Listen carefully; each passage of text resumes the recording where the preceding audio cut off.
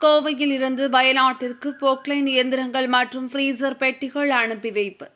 வயநாட்டில் ஏற்பட்ட நிலச்சரிவு பாதிப்புகளில் மீட்புப் பணிகளுக்கு உதவும் வகையில் கோவையில் இருந்து 10 போக்லைன் இயந்திரங்கள் மற்றும் இறந்தவர்களின் உடல்களை பாதுகாக்க ஃப்ரீசர் பெட்டிகள் அனுப்பி வைப்பு.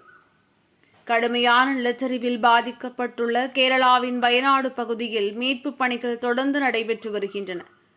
தொடர்ந்து பலியானோர் எண்ணிக்கை அதிகரித்து வரும் நிலையில் தமிழகத்தில் இருந்து மீட்புப் பணி உள்ளிட்ட அனைத்து வகையிலும் உதவிகள் செய்யப்படும் என தமிழ்நாடு முதலமைச்சர் மு.க.ஸ்டாலின் அறிவித்துள்ளார்.